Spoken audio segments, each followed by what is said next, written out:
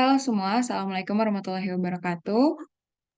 Waalaikumsalam Waalaikumsalam warahmatullahi warahmatullahi wabarakatuh. wabarakatuh.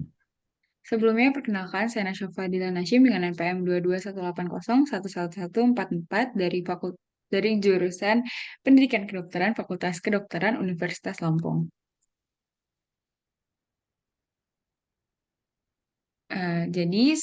Pada kesempatan kali ini saya akan mempresentasikan mengenai Pancasila sebagai sistem filsafat.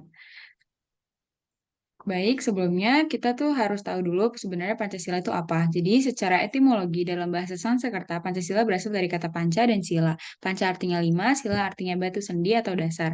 Kata sila bisa juga berasal dari kata susila yang berarti tingkah laku yang baik. Kata sila bisa juga berasal dari kata susila yang berarti tingkah laku yang baik. Jadi secara kebahasaan dapat disimpulkan bahwa Pancasila dapat berarti lima dasar atau dapat juga berarti lima tingkah laku yang baik. Pancasila merupakan sebuah dasar negara yang berarti Pancasila merupakan fundamen atau fondasi dari bangunan negara. Kuatnya fundamen negara akan menguatkan berdirinya negara itu. Sebaliknya, kerapuhan fundamen suatu negara akan berakibat pada lemahnya negara tersebut. Selanjutnya, apa sih itu filsafat? Secara etimologis, filsafat sendiri merupakan padanan kata falsafah dari bahasa Arab dan filosofi dari bahasa Inggris yang berasal dari bahasa Yunani atau filosofia. Kata filosofia merupakan kata majemuk yang tersusun dari kata philos atau philein yang berarti kekasih, sahabat, mencintai, dan kata sofia yang berarti kebijaksanaan, hikmat, kearifan, dan pengetahuan. Maka filosofia secara harafiah dapat diartikan dengan mencintai kebijaksanaan, mencintai hikmat, atau mencintai pengetahuan.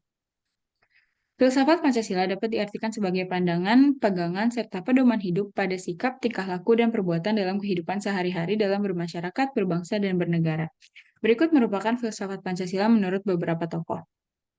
Yang pertama ada Soekarno. Menurut Soekarno, filsafat Pancasila merupakan filsafat asli dari Indonesia yang diambil dari budaya dan tradisi Indonesia dan akulturasi budaya India, Barat, dan Arab. Yang kedua dari Soeharto. Menurut Soeharto, filsafat Pancasila mulai mengalami perubahan melalui para filosof yang lahir dari Depdikbud. Semua elemen barat disingkirkan dan diganti dengan interpretasi dalam budaya Indonesia. Pancasila Truly Indonesia. Yang ketiga ada dari Ruslan Abdul Ghani. Menurutnya, Pancasila itu adalah filsafat dari negara yang terlahir sebagai ideologi kolektif, cita-cita bersama seluruh rakyat dan bangsa Indonesia.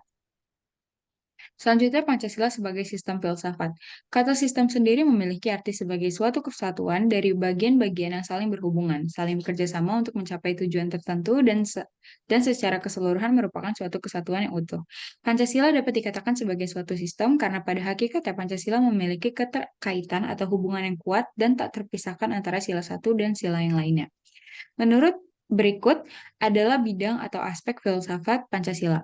Yang pertama itu ada ontologis. Secara ontologis, penyelidikan Pancasila sebagai filsafat dimaksudkan sebagai upaya untuk mengetahui hakikat dasar dari sila-sila Pancasila, yang dimana pada hakikatnya setiap sila pada Pancasila bukanlah merupakan asas yang berdiri sendiri, melainkan memiliki satu kesatuan dasar ontologis. Menurut Noto Nagoro, manusia sebagai pendukung pokok sila-sila Pancasila secara ontologis memiliki hal-hal yang mutlak, yaitu terdiri atas susunan kodrat, raga dan jiwa, jasmani dan rohani. Sifat kodrat manusia adalah sebagai makhluk individu dan makhluk sosial serta sebagai makhluk pribadi dan makhluk Tuhan yang Maha Esa. Maka secara hierarkis sila pertama mendasari dan menjiwai sila-sila Pancasila lainnya. Yang kedua ada epistemologis. Epistemologis merupakan salah satu cabang filsafat yang menyelidiki asal, syarat, susunan, metode, dan validitas ilmu pengetahuan. Menurut Titus, terdapat tiga persoalan yang mendasar dalam epistemologis, antara lain yang pertama ada tentang sumber pengetahuan manusia, yang kedua tentang teori kebenaran pengetahuan manusia, dan yang ketiga ada tentang watak pengetahuan manusia. Secara epistemologis, kajian Pancasila sebagai filsafat dimaksudkan sebagai upaya untuk mencari hakikat Pancasila sebagai suatu sistem pengetahuan. Yang ketiga ada aksiologis. Yang aksiologis adalah teori nilai, yaitu sesuatu yang diinginkan, disukai, atau yang baik. Nilai-nilai yang terkandung dalam Pancasila pada hakikatnya juga merupakan satu kesatuan. Aksiologis Pancasila mengandung arti bahwa kita membahas tentang filsafat nilai Pancasila.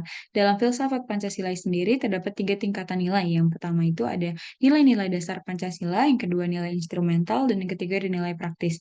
Nilai-nilai dalam Pancasila termasuk nilai etik atau nilai moral merupakan nilai dasar yang mendasari mendasari nilai instrumental, dan selanjutnya mendasari semua aktivitas kehidupan masyarakat, berbahasa, dan bernegara. Baik, selanjutnya untuk contoh kasusnya, di sini, saya ambil, kasus mengenai munculnya gerakan separatisme seperti OPM. OPM atau Organisasi Papua Merdeka atau yang sekarang namanya udah berubah menjadi KKB atau Kelompok Kriminal Bersenjata, terbentuk pada tahun 1965. Kelompok ini merupakan contoh dari gerakan separatisme yang mengancam keutuhan negara. Menteri Pertahanan RI di Kabinet Kerja saat itu, Ria Cuduk, pernah mengungkap tujuan KKB Papua. Menurut Ria Mizar, KKB Papua adalah kelompok yang ingin Papua melepaskan diri dari NKRI. Dari kasus yang dipaparkan, dapat dilihat bahwa kasus tersebut merupakan contoh dari penyimpangan pada nilai-nilai Pancasila, terutama pada sila ketiga yang berbunyi Persatuan Indonesia. Sila ketiga ini mengutamakan persatuan seluruh Indonesia, menghargai agama, suku, budaya, dan ras, juga rela berkorban untuk negara dan bangsa. Pada kasus ini, OPM sangat menyimpang dan termasuk pelanggaran sila ketiga karena keinginannya berpisah dari bangsa Indonesia.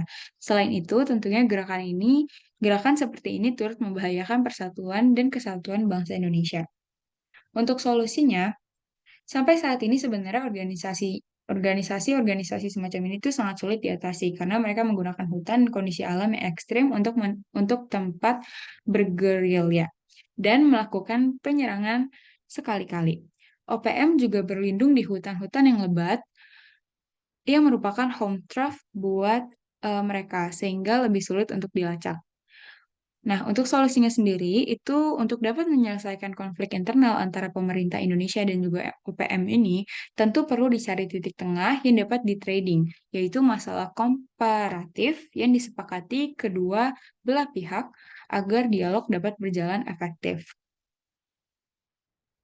Baik, sudah selesai untuk presentasinya. Terima kasih atas perhatiannya. Wassalamualaikum warahmatullahi wabarakatuh. Waalaikumsalam warahmatullahi wabarakatuh.